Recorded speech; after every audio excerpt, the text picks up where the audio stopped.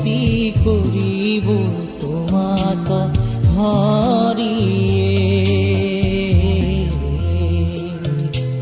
মই মোৰ সংগতি নাজানো কাৰো পাই ৰাম নাজানো কাৰো পাই ৰাম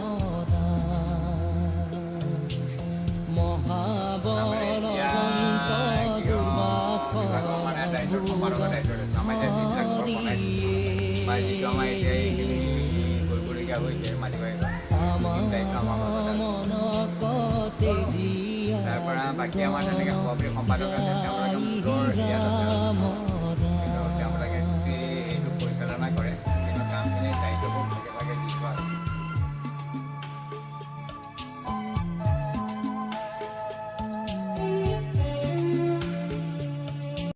আমি মইনাপুৰী আহিলোঁ, চাৰিওফালৰ পৰিৱেশ দেখিলোঁ। আমাৰ ইয়াৰ কনষ্ট্ৰাকশ্যনৰ কাম হৈ আছে, আমি সেয়াও দেখিছোঁ।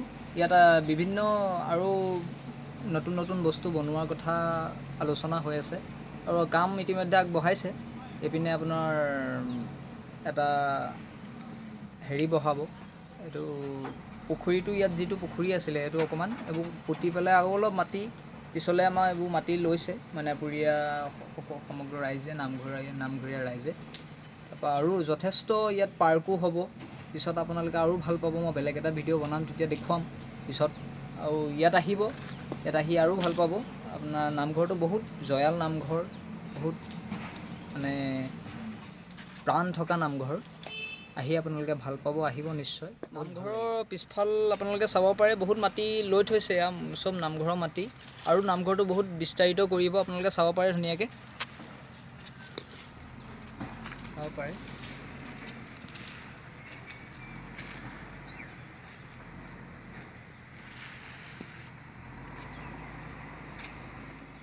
গাইজ আপোনালোকে দেখিলে আমি মইনাপুৰীয়া নামঘৰ আহিলোঁ।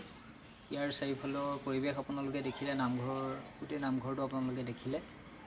এই নামঘৰৰ ইতিহাসো বহুত মানে বহুত পুৰণিকলীয়া ইতিহাস। কাৰণ ইয়াৰ যিখিনি বাসিন্দা, এই বাসিন্দাখিনি আমাৰ যি লখিমপুৰৰ নাৰায়ণপুৰ বুলি কয় তাৰ পৰা উঠি অহা তেওঁলোক। আৰু সেই সময়ত মানে লখিমপুৰ নাৰায়ণপুৰত এখন নৈ আছিলে বা মইন নৈ বুলি সকলোৱে কয়। সেই মইন নৈখনৰ যিখিনি বাসিন্দা সেইসকলৰ পৰা ইয়াত মইনপৰীয়া বা মইনপৰীয়াৰ পৰা মইনাপুৰীয়া নামঘৰ নামাকৰণ কৰা হ'ল। আৰু ইয়াৰ আমি তিনিখন ইয়াৰ গাঁও আছে, বহুত ডাঙৰ ডাঙৰ।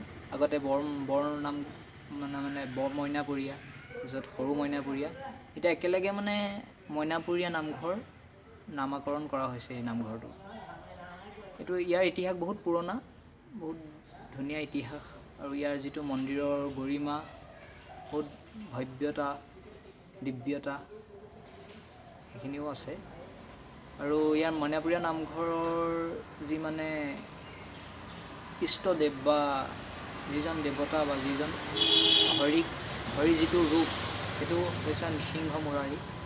আমি এইটো জনাই বহুত ভাল পাম যে ইয়াত এইটো বহুত জয়াল নামঘৰ বুলি সকলোৱে ভাবে, জানে।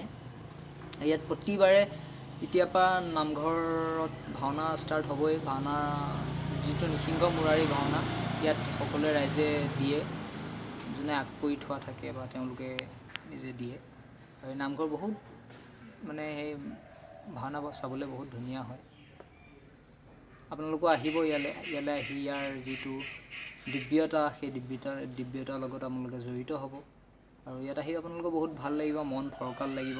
আপোনালোকে যি মনোকামনা আছে ইয়াত আহি আপোনালোকে তেওঁক প্ৰভুজনাক ক'লে আপোনালোকৰ মনৰ যিকোনো মনোকামনা পূৰ্ণ হ'ব।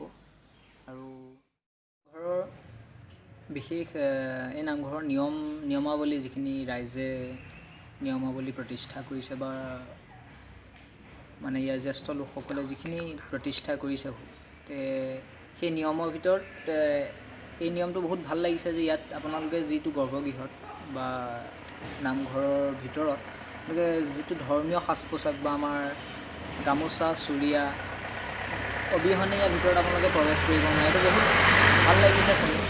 আৰু এইটো হ'ব লাগে যে অকল ইয়াতে যে এই নামঘৰতে যে এইটো নিয়ম প্ৰতিষ্ঠা কৰিছে এইটো নহয়, বাকীবিলাক নামঘৰতো হ'ব লাগে যে আমাৰ যিখিনি অসমীয়া কৃষ্টি সংস্কৃতি সেইখিনি আমাৰ যিবোৰ সাজ পোছাকৰ ওপৰতো বহুত নিৰ্ভৰ কৰে। সেইদৰে আমি যিটো নামঘৰৰ গৰিমা মহিমা সেইটো আমিও যাতে পালন কৰোঁ, তাৰ যিটো মহিমা সেইটো আমি বুজোঁ, সেইকাৰণে আমি ধৰ্মীয় পোছাক পৰিধান কৰিহে ভিতৰত যাব পাৰিম আমি। এইটো আমি ইতিমধ্যে যিহেতু ধৰ্মীয় পোছাক পৰিধান কৰা নাই, সেইকাৰণে আমি ভিতৰলৈ সোমোৱা নাই আৰু ভিতৰত সোমাই আপোনালোকক দেখুৱাব নোৱাৰিলোঁ। সেইটো কাৰণে আমি বহুত দুখিত, কাৰণ আমি কোনো প্ৰিপেৰেশ্যন কৰা নাছিলোঁ সেইকাৰণে। তেন্তে কিন্তু আহি বহুত ভাল লাগিলে। এতিয়া এটা কথা নতুন কথা শিকিলোঁ যে এইবিলাক মানে ইয়ালৈ সাজ পোছাক বা ধৰ্মীয় সাজ পোছাক পৰিধান কৰিহে যে ভিতৰত সোমাব লাগে।